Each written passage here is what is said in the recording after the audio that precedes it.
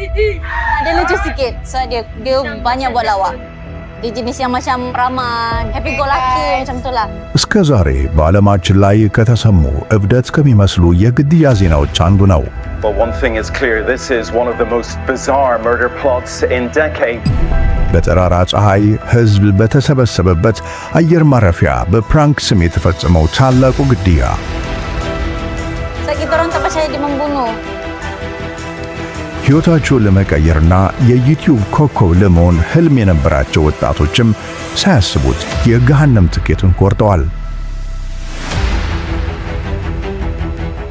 በዚህ ግድያ ሰለባ የሆነው የሰሜን ኮሪያው መሪ ኪም ጆንግ ኡን ወንድም ኪም ጆንግ ናም ነው። Kim Jong Nam has been assassinated. Two women just been arrested in connection with the murder. Kim Jong Nam was the favorite son of Kim Jong Il, the former leader of North Korea. የዓለማችን አስፈሪው መሪ አደገኛው ሰው ወንድማቸው በሰው እጅ ተገደለ። If convicted, the two women may pay with their lives. She's been charged for the most serious crime in the country, the crime of murder. For the offense of murder, there's only one punishment, and that's death by hanging. ታዲያ ከግድያው ጀርባ ማን አለ? እንዴትስ በጠራራ ፀሐይ ሊፈጸም ቻለ?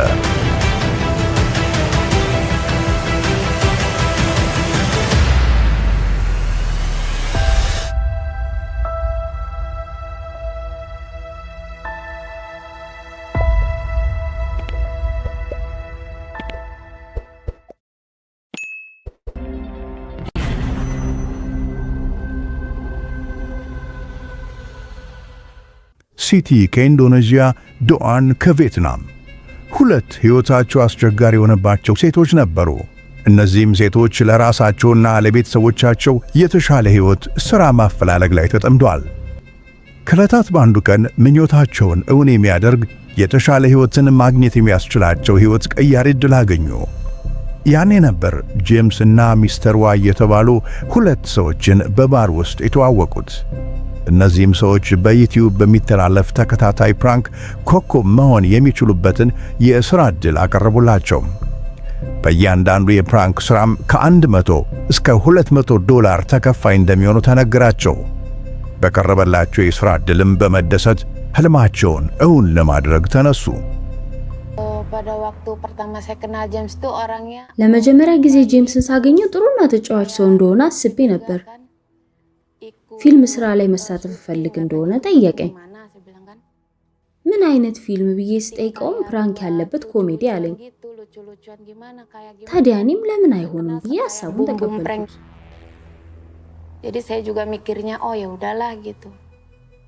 ነገር ግን ሴቶቹ ያልተረዱት አንድ ነገር ነበር። ይህም ከጄምስና ሚስተር ዋይ ጀርባ ያለውን ማንነት ነበር። ይሁን እንጂ ይህንን ቀድሞ ያልተገነዘቡት ሁለቱ ሴቶች በሐሳባቸው ለመስማማት ጊዜ አልወሰዱም። ሲቲ በኢንዶኔዥያ፣ ዶአን ደግሞ በቪየትናም ወደ ሥልጠና ገቡ። ሁለቱም በተለያዩ ሞሎችና ሆቴሎች ውስጥ የሚያገኟቸውን ሰዎች ፕራንክ በማድረግ ከፍተኛ ገንዘብ መስራት ጀመሩ። በዚህ መሠረት ሁለቱ ሴቶች የተሰጣቸውን ተልዕኮ በትክክለኛው መልኩ በማከናወናቸው በቀጣሪዎቻቸው እምነት አገኙ። የሴቶችን ቀልብ በቀላሉ መሳብ የቻሉት ጄምስ እና ሚስተር ዋይ ሴቶቹ በሥራቸው ሙሉ እምነት እንዲኖራቸው ካደረጉ በኋላ ቀጣዩን ድብቁን ተልዕኮ ወደሚፈጽሙበት ማሌዥያ ኳላ ላምፑር አየር ማረፊያ አመሩ።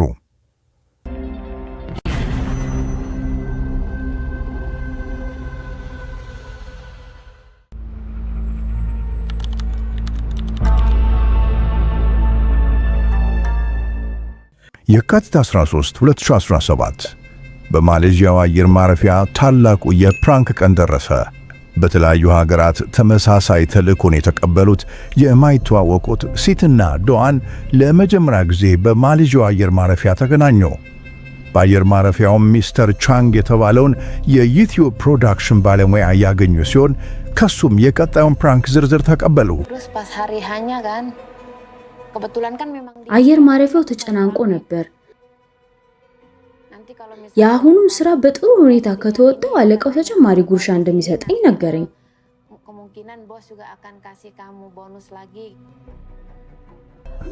አሁንም ግን ሁለቱ ሴቶች የቀጣሪዎቻቸው ዓላማ ከፕራንኩም በላይ መሆኑን አልተረዱም። ከዚያም ሰውየውን አመላከተኝ።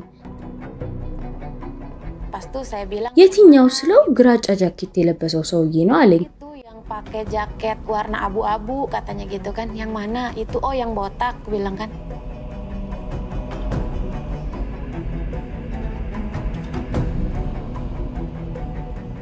ከዚያም ቅባቱን እጄ ላይ ያደረገልኝ። ግራጫ ጃኬት የለበሰው ሰውዬ ግን እንደ እስከዛሬዎቹ ሰዎች ተራ ግለሰብ ሳይሆን የሰሜን ኮሪያው አደገኛ መሪ ኪም ጆንግ ኡን ወንድም ኪም ጆንግ ናም ነበር።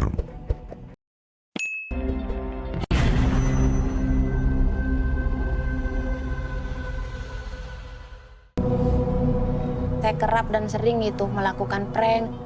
የሰውነት ቅባት በመጠቀም ብዙ ፕራንኮችን ሰራን። የዛን ቀንም ምንም የተለየ ነገር አልነበረም።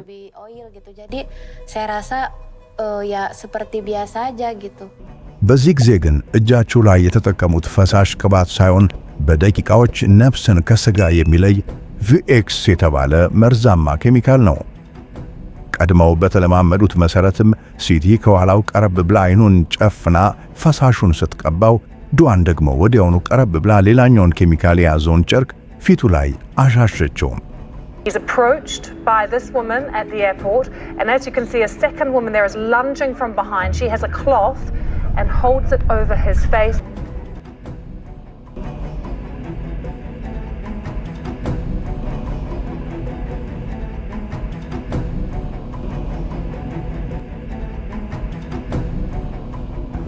የቪኤክስ መርዛማ ኬሚካል ዓለማችን ላይ ካሉ የተከለከሉ ገዳይ ኬሚካሎች አንዱ ሲሆን ትንሹ ጠብታ እንኳን በነርቭና ጡንቻ መካከል ያለውን ሲግናል በማቋረጥ በጥቂት ደቂቃዎች ውስጥ ሞትን ያስከትላል። So what exactly is VX? It is the most powerful nerve agent ever created. ሴቶቹ በዚህ ሁሉ መካከል በእጃቸው ስለያዙት ኬሚካል የሚያውቁት ምንም አልነበረም። ቀድሞውንም ያልተረዱት አንድ ነገር ጄምስና ሚስተር ዋይ የዩቲዩብ ፕሮግራም አዘጋጆች ሳይሆኑ ከሰሜን ኮሪያ የተላኩ ሰላዮች መሆናቸውን ነው። እነዚህ ሴቶች አሁንም ቢሆን ቀድሞ እንደሚያደርጉት ውሃ ወይም ቅባት እንዳደረጉበት አስበዋል። ይሁን እንጂ ሁኔታዎች ከተለመደ ውጭ እየተከናወኑ ነበር። ሴቶቹ ዛሬ በውሃ ፋንታ ኬሚካሉን እንዲጠቀሙ ተደርገዋል። Langsung kayak mengamuk gitu, habis ngamuk saya juga grogi. ፕራንኩን ስፈጽም የተፈጸመበት ሰውዬ በጣም ስለተናደደ ደንግጬ ጥዬው ሮጥኩ። የቪኤክስ መርዝ በሁለት ንጥረ ነገሮች የተሰራ ሲሆን ሁለቱም ለየብቻቸው ጉዳት የማያስከትሉ ሲሆን ነገር ግን ሁለቱ ንጥረ ነገሮች ሲገናኙ መርዛማ ውህድን ይፈጥራሉ። በዚህ መሰረት ሲቲ አንዱን ዱአን ደግሞ ሌላኛውን ንጥረ ነገር በእጃቸው ላይ በማድረግ በኪም ጆንግ ናም ፊት ላይ ውህዱን እንዲፈጥሩ የሰሜን ኮሪያ ሰላዮቹ ሁሉንም ቀድመው አቀነባብረውታል። ከባድ ጥቃት የተፈጸመበት የሰላዮቹ ኢላማ በቅጽበት ወደ አየር ማረፊያ ጠባቂዎች በመቅረብ ሁኔታውን በማስረዳት ላይ ሳለ ፊቱ ከፍተኛ የማቃጠል ስሜት ተሰማው። ወዲያውኑም ኪም ወደ አየር መንገዱ የሕክምና ክፍል ገብቶ የሕክምና እርዳታ ቢደረግለትም ወደ ሆስፒታል ሳይደርስ ሕይወቱ አለፈ። የሰላዮችም ተልዕኮ ተሳካ።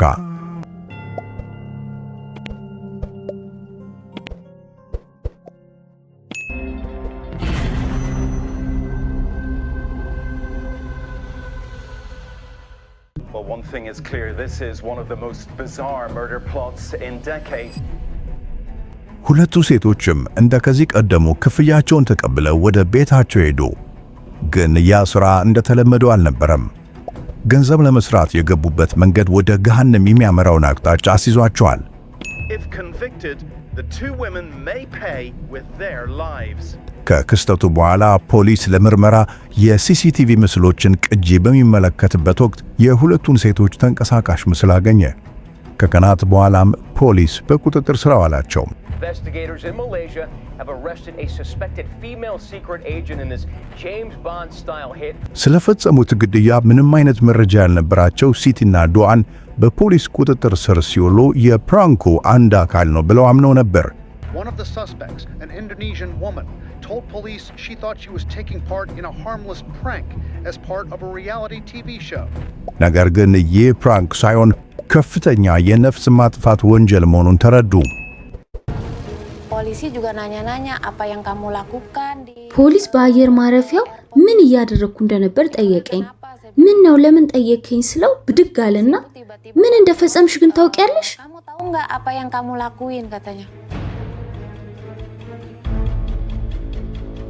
በፕሬዝዳንት ወንድም የግድያ ወንጀል ላይ ተሳታፊ ሆነሻል አለኝ። Adiknya presiden. ሁኔታዎች ተለዋወጡባቸው። ሁለቱ ሴቶች በፈጸሙት የግድያ ወንጀል ጥፋተኛ መሆናቸው ሲረጋገጥ በአገሪቱ የመጨረሻው ፍርድ የሞት ቅጣት ይጠብቃቸዋል። She's been charged for the most serious crime in the country, the crime of murder. For the offense of murder, there's only one punishment, and that's death by hanging. በፈረንጆቹ ማርች 1 2017ም ሲቲና ዶን ለመጀመሪያ ጊዜ በማሌዥያ ከፍተኛ ፍርድ ቤት ፊት ቀረቡ።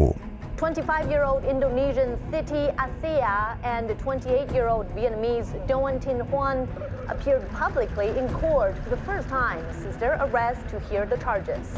በተደጋጋሚ ተሸውደው ግድያውን ስለመፈጸማቸው ለፍርድ ቤቱ ለማስረዳት ቢሞክሩም ከቅጣት አላዳናቸውም። ይሁን እንጂ ባልተጠበቀ መልኩ ሁለቱ ሴቶች ሁለት ተስፋ ሰጪ ነገሮችን ሰሙ። የመጀመሪያው የማሌዥያ ፖሊስ ከጉዳዩ ጋር ግንኙነት አለው የተባለ ሰሜን ኮሪያዊ ተጠርጣሪን በቁጥጥር ስር መዋሉን ማስታወቁ ሲሆን፣ ሁለተኛው ደግሞ ኢንተርፖል ሴራውን ካቀነባበሩት አካላት ጋር ጥብቅ ግንኙነት አላቸው ያላቸውን 4 ተጨማሪ ተጠርጣሪዎች ላይ የእስር ማዘዣ ማውጣቱ ነው። ነገር ግን የማሌዥያ ፖሊስ ሰሜን ኮሪያዊው ተጠርጣሪ በግድያው ተሳታፊ እንደሆነ እርግጠኛ ቢሆንም በቂ ማስረጃ ማግኘት ስላልቻለ ከእስር ለመልቀቅ ተገደደ።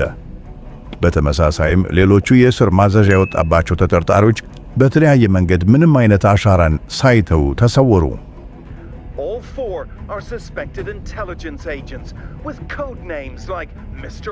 Y and Grandpa, but none has been arrested. All fled the country for North Korea within hours of the killing. ታዲያ የክስተትን የወንጀሉን ሙሉ ተጠያቂነት በሲቲና ዶን ላይ ብቻ እንዲወድቅ አደረገው። በሲሲቲቪ ካሜራ ሁለቱ ሴቶች ኪም ጆንግ ናም ፊት ላይ ቪኤክስ መርዝን ቀብተው ወደ መታጠቢያ ቤት መሮጣቸውና መርዙን ከእጃቸው ላይ ወዲያውኑ ለማስለቀቅ መታጠባቸው መርዝ መሆኑን ባያውቁ ይህንን አያደርጉም በሚል የፖሊስ ጥርጣሬ ወደ እነሱ እንዲሆን አደረገው። እነሱም በሰላዮቹ ተጭበርብረው ወንጀሉን እንደፈጸሙ ቢያስረዱም ጉዳዩ እንዳሰቡት በቀላሉ የሚፈታ አልሆነም። ቀናት ሳምንታት ወራት ዓመታትን እየወለዱ ሲመጡ ሲቲና ዶን ተስፋ መቁረጥ ጀመሩ።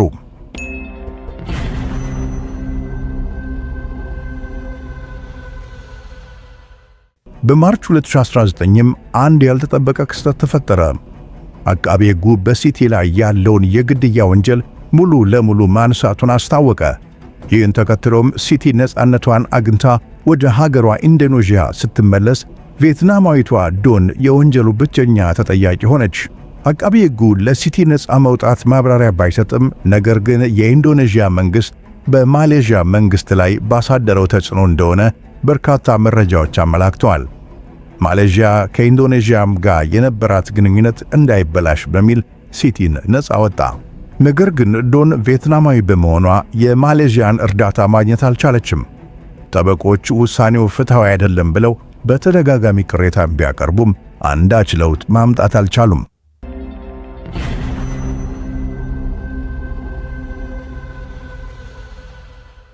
በኤፕሪል 2019ም ነገሮች በድንገት ተቀየሩ። አቃቤ ሕጉም የቅጣት ፍርዱን ቅነሳ በማድረግ ሊፈርድባት የነበረውን የሞት ፍርድ ሻረላት። የስሩ ጊዜ 3 ዓመት ከ4 ወር እንዲሆን ተወሰነ። ነገሮች ለዶን ቀላል ሆነላት። ባሳየችው ጥሩ ስነ ምግባር ደግሞ በአመክሮ በ2 ዓመቷ ከስር ተለቀቀች። ታዲያ የዚህ ሁሉ ታሪክ መነሻ ወደ ሰሜን ኮሪያ ይወስደናል። ፖሊስ ያጠናከራቸው ማስረጃዎች ግድያው በሰሜን ኮሪያ መሪ ኪም ጆንግ ኡን ትዕዛዝ የተፈጸመ ነው ወደሚል መደምደሚያ ይወስዳሉ። ከዚህ በፊት ስለ ኪም ጆን ኡን ምንም የማውቀው ነገር አልነበረም። በግድያ ወንጀል ላይም እሳተፋለሁ ብዬ አስቤ አላውቅም ነበር። ዋናው ጥያቄ ኪም ጆንግ ኡን ለምን በገዛ ወንድሙ ላይ ግድያን ይፈጽማል የሚለው ይሆናል።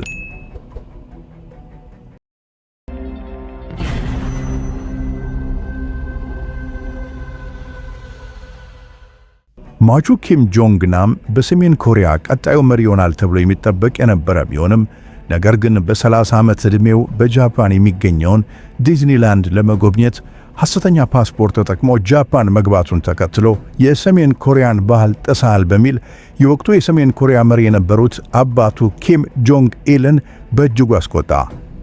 The much publicized incident is said to have deeply embarrassed his father, cementing Kim Jong-il's negative view of his eldest son. በዚህም የተነሳ ለእርሱ ታስቦ የነበረው ንግስና ለታናሽ ወንድሙ ኪም ጆንግ ኡን ተሰጠ። ከዚያን ጊዜ በኋላ ኪም ጆንግ ናም በቻይና ማካው ከተማ መኖር ጀመረ። ታዲያ የኪም ጆንግ ናም ትልቁ ስጋት የጀመረው አባታቸው ኢል ሕይወታቸው አልፎ ኪም ጆንግ ኡን በትረ ሥልጣን ከጨበጠ በኋላ ነው።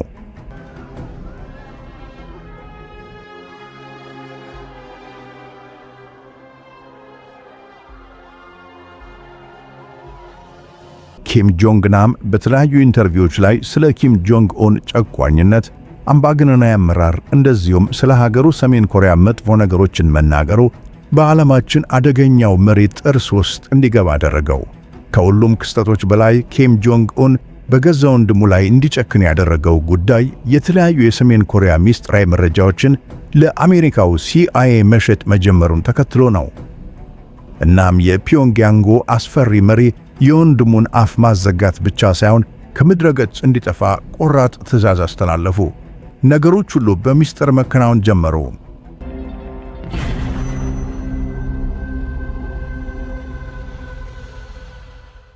ይህ ሁሉ የተቀነባበረ የግድያ ወንጀል ወደ እውነታው ይመራናል። እናም በማሌዥያው አየር ማረፊያ በቀን ጠራራት እጅግ በረቀቀ መልኩ በፕራንክ ስም በተፈጸመው ግድያ ኪም ጆንግ ኡን እጁ እንዳለበት ታወቀ። Kim Jong-nam questioned his brother's legitimacy. He would be considered a threat by Kim Jong-un. ወንድሙን አስገደለው። Kim Jong-nam has been assassinated. ኪም ጆንግ ኡን ለስልጣኔ ያሰጋሉ ያላቸውን ባለስልጣናትም ሆኑ ሌሎች ዘመዶች በሞት እንዲቀጡ አድርጓል። ካስገደላቸው ባለስልጣናት አንዱ አጎቱ ጃንግ ሶንግ ታኤክ ናቸው። ኪም ወንድሙን ያስገደለበት መንገድ በወቅቱ ልጅ ነው በሚል የናቁትን ሰዎች ግምት ያስቀየረ፣ የሰሜን ኮሪያ ባለስልጣናትን ደግሞ በሱ ላይ ክህደት ፈጽሞ ማምለጥ እንደማይቻል ያስተማረና ለሱም ታማኝ መሆን አማራጭ የሌለው ጉዳይ መሆኑን ያሳየ ነበር። ይህም ኪም ጆንግ ኡንን አደገኛና የሚያስፈራ ሰው አድርጎታል።